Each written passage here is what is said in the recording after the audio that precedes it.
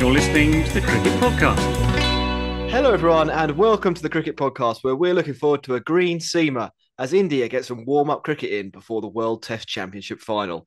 I'm Jack Hope, and I'm joined by Max Rowe Brown. How you doing, Max, on this Tuesday evening?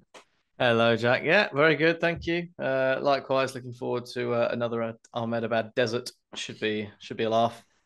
Yeah, that's right. On this show, we will be talking India v Australia, the fourth match of the Border Gavaskar Trophy, which is actually surprisingly tight, even though it is surprisingly underhyped. And then in part two, we'll have a look at some Women's Premier League action and lessons learned from England in Bangladesh. It might be a three-part show. It should be a two-part show. Let's see how we get on. As ever, a quick reminder that you can find us on Twitter and Instagram at The Cricket Pod. You should like and subscribe to this video or audio file wherever you have downloaded or streamed it from. If indeed you are an audiophile listening to this audio file. Oh, exactly, yeah. And we're on Patreon, patreon.com/The Cricket Pod. Head over there to support the show directly. It's the best thing you can do to keep our show on the road.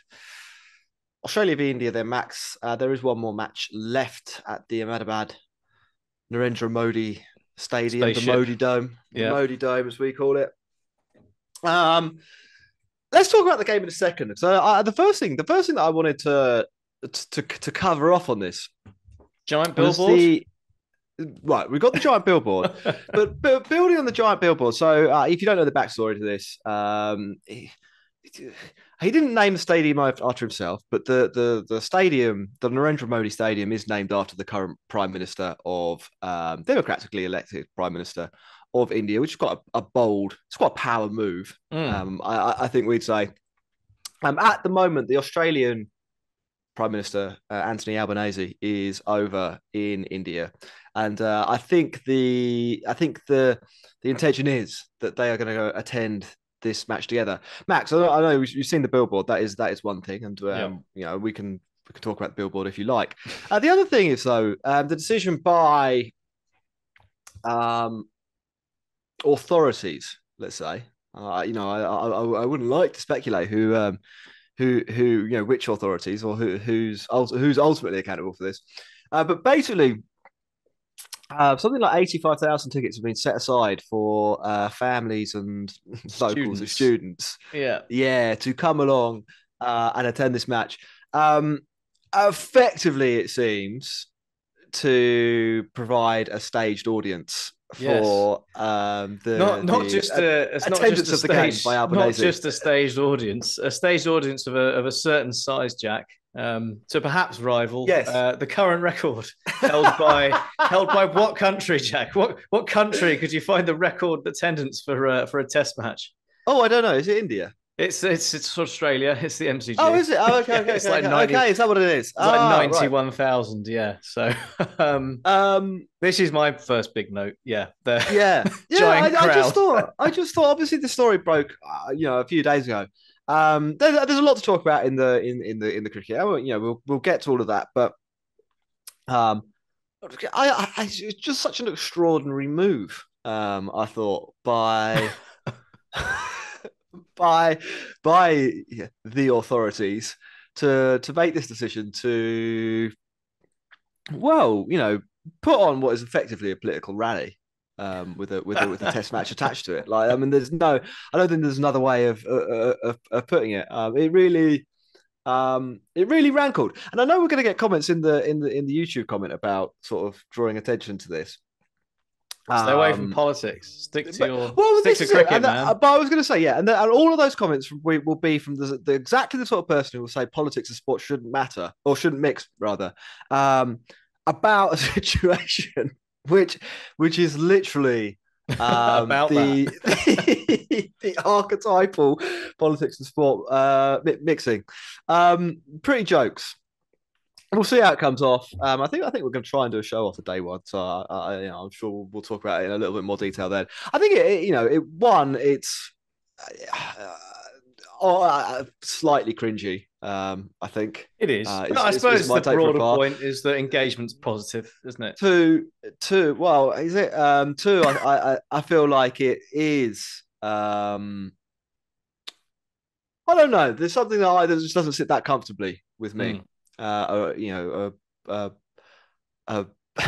a ruler effectively co-opting an event like this to hold a political rally to, in effect, show off how powerful they are in a stadium named after themselves, the biggest cricket stadium in the world, with the express aim, as you kind of pointed out, and I hadn't joined the dots, of setting the record for the highest attended game against the team previously held the record. Like it's it's an interesting combination. Certainly, it's added some colour.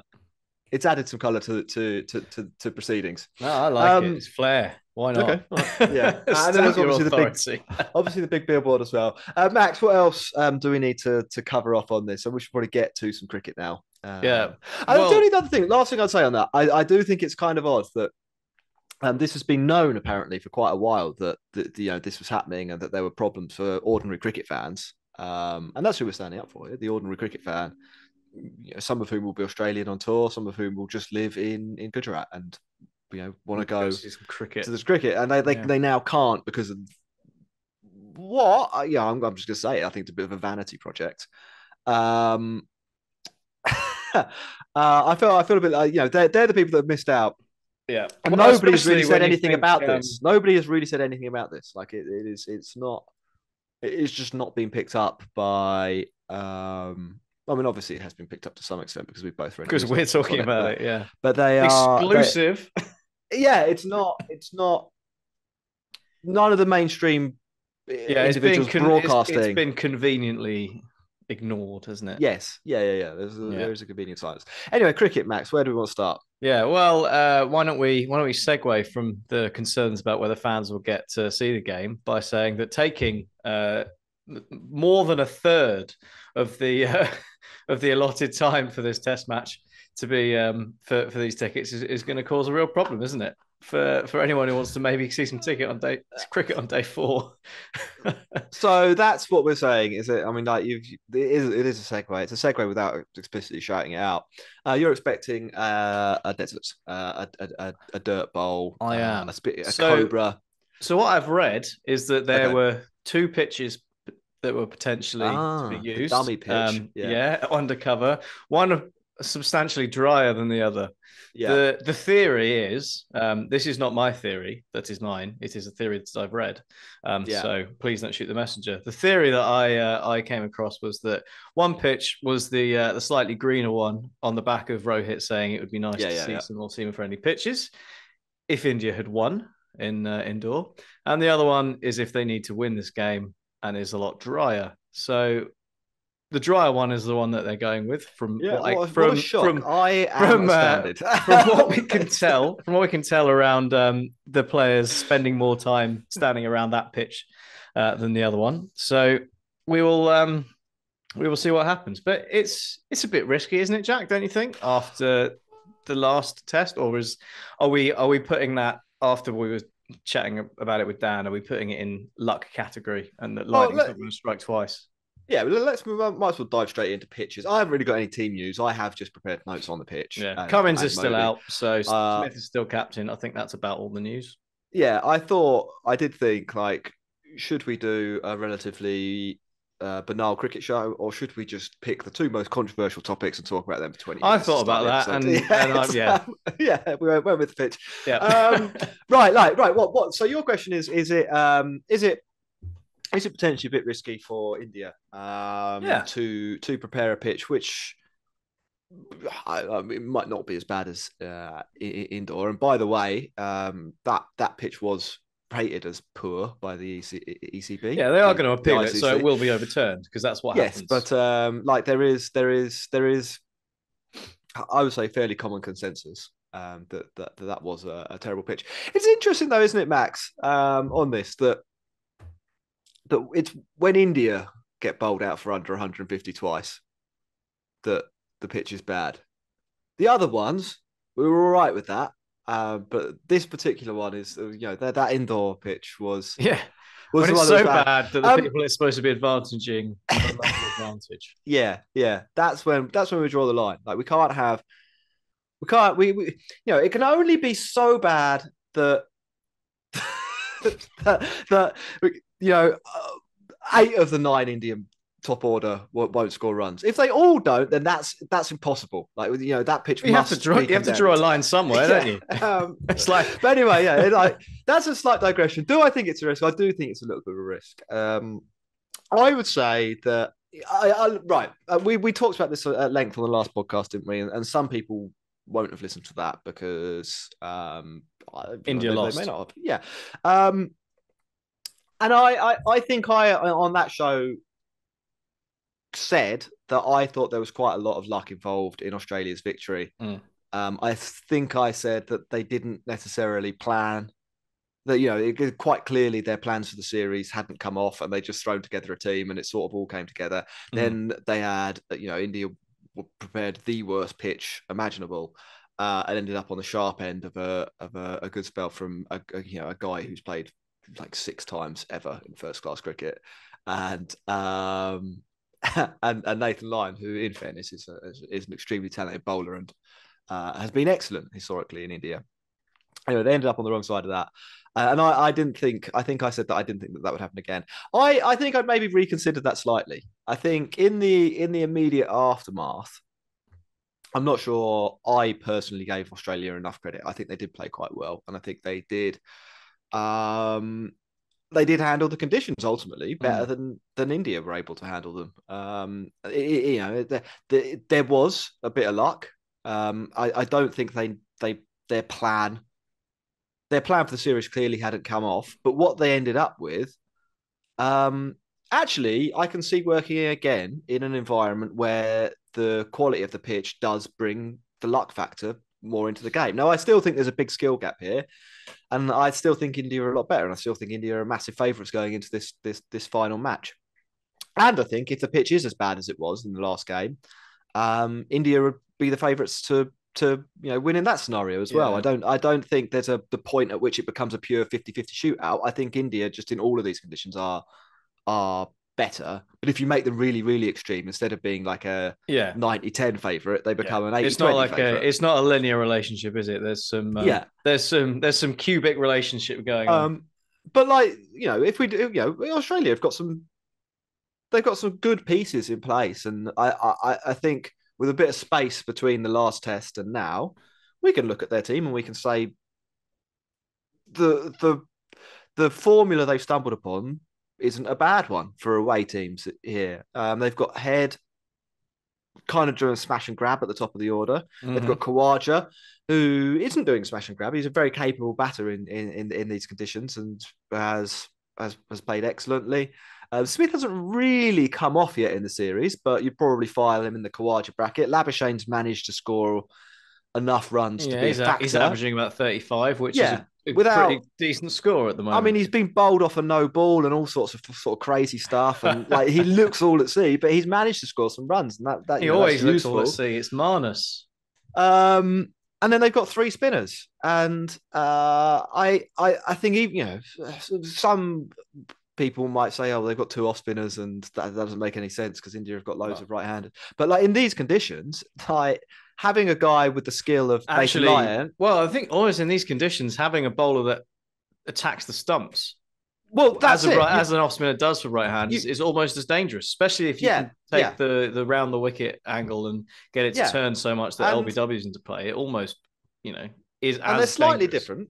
They're slightly different bowlers as well, so they do bring a different threat, and they will come into the games at different times, and they allow each other to rest, and they allow Kuhnemann to rest as well. Kuhnemann's, I mean, like I took the mick out of him a little bit by saying he barely played a first class match, and that is the truth. If we're being honest, I don't think Matt Kuhnemann's probably isn't in the best 20 off spinners, left arm off spinners in the world. Like it's somewhere around Lasitha, you reckon? Perhaps that's harsh. But I think there's a lot of people playing cricket in Sri Lanka and India and Bangladesh, probably particularly Bangladesh, bowling left arm off spin that is equivalent or better to Matt Kuhnemann. But on these pitches, it's he's getting such support from the surface that even if you bring in, swap him for Jadeja or swap him for Shakib, the average drops from 13 to 12. Yes, diminishing returns. It's such a marginal difference. Yeah. So maybe there is a way. I think is what I'm saying. What do you make of it? Obviously there's recency bias, isn't there? We've seen Australia win, so now we believe they can do it. I think obviously India will still be massive favourites just because the depth they've got. Yeah. We spoke about it before, didn't we? They've got a team that bats to 9. Yeah. With the spinners that they picked, and with the 3 best spinners in the match, probably. Yeah, I mean, Lyon was great, but I'd still probably rather have 3 Indian spinners. This isn't even us reading that much into it. Like Rahul Dravid's basically said all this stuff. Like if the pitches spin a lot, it works for us because we've got 9 people who can bat. So it's fine, and so you have to side with India, but I almost want carnage now. I've got to the point where we've had 3 games. The first 2 were pretty spicy. The third one was really spicy. Like we've had like 2 madrasses and a vindaloo. Now I want a foul. That's what I want. Yeah, look, I wouldn't pure unadulterated carnage, and I think I wouldn't be a really mind a bit fun way to finish the series. Terrible for cricket, but really enjoyable. I do think, and I was thinking a lot about this. I think this should be an absolutely colossal match. It's massive. If you're an Australian fan, this is the opportunity for an Australia team to do something that has been virtually impossible in the last 10 years. What did I say? They might have a 20% chance of doing it. I might be a bit less than that, to be honest. And that's if it's on one of these lottery decks. In quotes, lottery decks, because India do tend to outperform the opposition in them. But I do think Australia's formula, if you want to call it that, kind of works. I think zooming out slightly, and there's been a lot of talk about the pitch from all sides after the last match. I do think that the fact that the series has been that pitch is included in the series, that we're all kind of looking slightly twitchily at this Ahmedabad pitch after what it's done recently. And the fact that whilst I don't think they were poor pitches, I don't think the pitches in Nagpur or Delhi were I think they were ordered to spec, weren't they? Let's say. Like they were I think they were probably on a par with the kind of shit that England pull all the time. I disagree with that. I think they were worse. Well, not all the time. Maybe the South Africa series. I'm not saying they were juicy. They were juicier than they needed to be. I'm not saying that no other team does this, but I do think that I do think that the 3 pitches we've seen so far somewhat undermine the drama and the sporting tension. And I still think that, and I've said it a few times. I've called it professional wrestling, and I still. It still triggers me. So the International Gardening Championship, that was the other. Well, that's what. Yeah, I mean, it is. I quite like that. I'm almost getting Stockholm syndrome, though. I'm almost coming around to it. Oh right, are you? It's almost like it's made for some fun drama. It's made for exciting. It's made for exciting sessions of cricket. It's not remotely sustainable, but in microcosm, this 4-match series has been so much fun as a result of it. I'm almost like okay. Yeah, I'm almost I can see that. I I think it's more for me. It's hilarious. It's really, really funny stuff. Like you can't say that what Australia did in Delhi to squander a par position or I mean to lose them. What were they? 20 for 8 or something like that, or 11 for 6. It was 11 for 6. I think some preposterous number of wickets in such a short period of time. You can't say that wasn't funny. And then for India to give it Billy big bollocks and be like, yeah, we'll win this one, and then we'll go to Ahmedabad and we'll play them on a green top to prepare for the World Test Championship final, and then to get bowled out for 109. It was like, oh, chef's kiss. But like, I don't know. I think, it comes down to sort of what do you want from Test cricket? Like, if you want utter carnage and hilarious storylines, everybody in the world should do this to their pitches. Like some nations are going to have a more of an advantage in that than others. Like you 100% can cook the books more if you're in India or Bangladesh or Sri Lanka. You just can. You've got more to work with, and the variation works more in your favour. Australia's obviously got their bouncy thing going on, but which I don't think is them doctoring the pitch. I think that's just what happens there. But they could really lean into it. They just concrete over all the wickets. Man, like maybe there's something you can do in like I don't know, South Africa. I always think South Africa concrete is over it. And only pick neutral, people who are like 7 foot tall. But yeah, like maybe that would be, yeah, all the bowlers bowl on stilts. Do something like that. Those springy, bouncy things. And that's what we want from Test cricket. Or do we want like the purest form of the game, a fair balance between bat and ball, 5-day contests where skill and determination and endurance win out? Like if you want that, then we're not. I mean, there has to be an element of home advantage. That's fine, obviously. But like that also has to exist within the framework, I think, of the format, which is that there is also a fair balance between bat and ball. Like I think there very evidently is not a fair balance between bat and ball on these types of surfaces, and that's great. Like look at doing it, stretching. There is no rule. There is no rule that says you can't do this. So my complaint is about the product, if you like, that I want to see from Test cricket, and I'm looking at this as a neutral, and I'm thinking, it's free content generation. We can whack up a meme video where we resubtitle a Russian guy on ecstasy, or what have we got lined up for Ahmedabad? I don't know. I guess it'll be running out of memes. Downfall, won't it? It's the only one left. I'll have to fit the one we do. We better hope Australia win in that case, I guess. Yeah, it's perfect for that sort of thing, but I don't know. It also leaves me a little bit hollow. Like I mean, it's what am I? What skill will we be celebrating after that indoor test? Like what? We were perseverance, patting Travis Head on the back for 40 not out. It was like, well done, mate. We were saying to the biggest credit you could give to Matt Kuhneman was that he managed to bowl some balls in the same spot on a minefield. Like it wasn't Ashwin examining a technique over the course of 3 or 4 overs, getting one to slide on with the arm, clipping the top of off stump. Bye another left-hander, was it? It was quite. Put it there, see what happens. This one worked. Yes. Yeah. It was, that ball spanned 8 degrees. That ball bounced half the height it should have. And it's if you're batting in those situations and a ball which consistently bounces 65 centimeters, rolls along the floor effectively, bounces 30 centimeters, and at the same time spins 8 degrees. Well, what have you? What's the point of preparing? And I think this is sort of the attitude that some away teams bring to India. It's like, why would we even bother to learn like the basics here? That's just going to happen at some point. So, see you later. The only question I have for you, Max. Yep.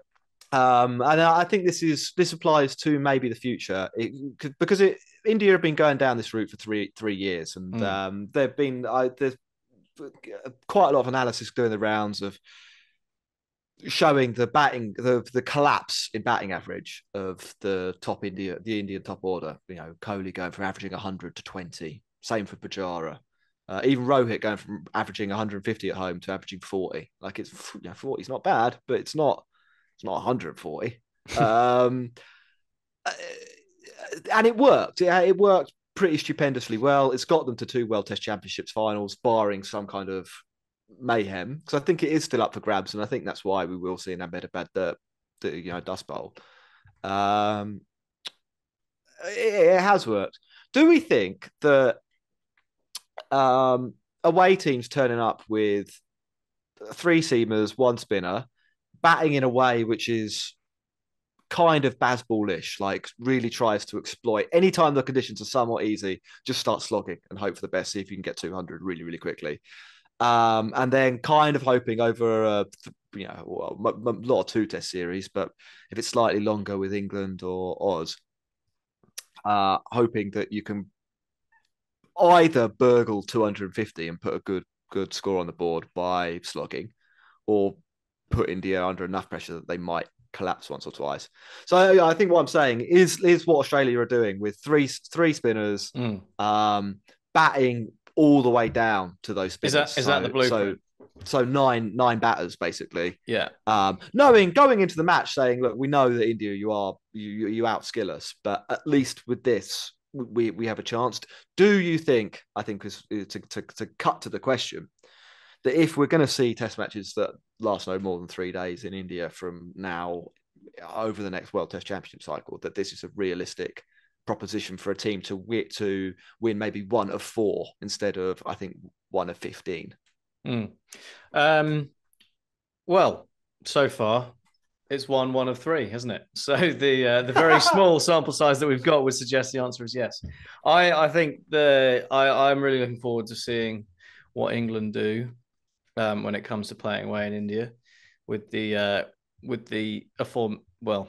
Bazball in inverted commas. I think it will be really interesting to see, because it could, I think, just as easily as it could work, the aggressive approach could be complete disaster. Yeah. Well, it did blow up for Australia when they thought that sweeping everything, that was them trying to do something aggressive and getting it quite bad. Yeah, I think that was a bit different though, wasn't it? Because that was being very limiting in the way that you be aggressive. And the sweep is a good shot in, certain circumstances, and none of those circumstances were the ones they were faced with. But if England start like charging down the wicket and balls spit, it could be, I say England, anyone.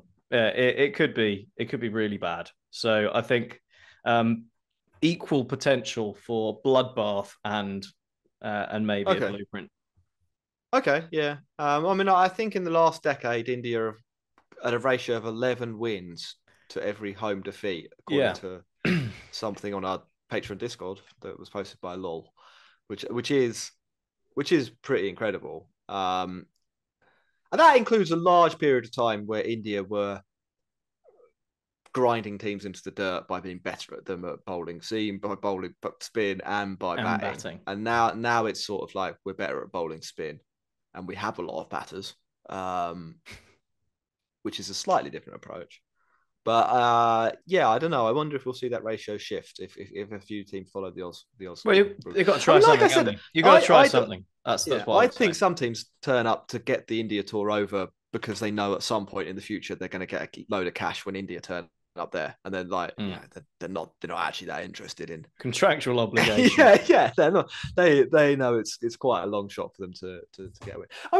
Although Bangladesh recently ran. Also, it's probably quite a good fun tour to go on, isn't it? Do you reckon? As a player, I reckon. Yeah, I suppose. Yeah, it probably is. Bangladesh did run India close. Anyway, the only other cricket point, Max, we're probably running out of time on part 1 here, is Smith as captain again. And the slightly farcical debate about whether he should return as captain. What I don't get about this, Max, is like what Cummins has actually done wrong. Like, I know it's a great win that Smith pulled off. Yeah. In that match, but virtually all analysis of that game has been like, well, it was, there was a big luck factor involved, and there were some great performances by 2 bowlers. Khawaja 60 in the first inning was great. To couple together just enough runs. And Travis Head put in a nerve steadier in the second innings. I guess, like, why do we hate Cummins now? I guess a lot of people have always seen Cummins as a stopgap. I think a lot of people have felt that he's not really there as the captain by his own right, where Steve Smith didn't necessarily step down because things weren't going his way or because Australia had a poor run of form. He stepped down because they did some cheating and they got caught out and they had to replace him. And that is, in my book, is bad captaincy. Oh yeah, absolutely, sure. But it's not a case of, results have gone against you and it's time for a change. It's been a case of a lot of people. And also I think there's been a bit an element of cynicism, I suppose, in that people say, oh yeah, he's been banned, but he'll be back. Everyone knows he'll be back. And they're just sort of seeing this as now the point where, like, see, I told you, Smith will be back as captain now. Because I think that's definitely an English media point of view. And also he fits the bill for what an English captain is, which is your best player who is a batsman. That is how England, up until Ben Stokes, have picked captains. So I think it's that. And I don't think in Australia there's anything that would necessarily suggest it would change. Pat Cummins has done a good job, mostly. Yeah, I mean, that's right. I think he's lost 3 tests, 2 of them on this tour. One to Sri Lanka. He picked up that series win away in Pakistan, which is pretty good going. Battered Won England basically at everything at home. Yeah, Yeah. I mean, I don't see that he's done that bad a job. I know that he basically said, "Yeah, I don't like Justin Langer," and there is a fairly significant contingent of Langer fans. I think knocking there's around. a fairly significant contingent who'd agree with Pat Cummins as well. From what I Yeah, can but tell. I reckon they don't necessarily have the media jobs No. to do the Smith narrative. But anyway, yeah, there's that. I don't think it makes any difference to the outcome of the game, and we actually talked about that at some distance, it's at some length on the last pod. Dan Weston thought it might, so you can go and catch his views on. You can go back and listen to an episode if you want to do that. Anything else we need to talk about? I think we've done the key things. Modi, pitch. We did a lot of pitch. Yeah. We're expecting India to win, I think, aren't we? I think so. Yeah. An outside chance of Australia, but I think India most likely for the 3-1. Which is what we want for the World Test Championship final, I suppose. We don't want it accidentally being Australia against Sri Lanka, do we? No. Right then, we are going to take a break and we'll come back shortly to talk about England v Bangladesh. A reminder that we will be running. We'll be doing some shows for this last test, some daily shows. So make sure you're following wherever you choose to consume the podcast so that you are reminded about them. Cheerio. You're listening to the Cricket Podcast.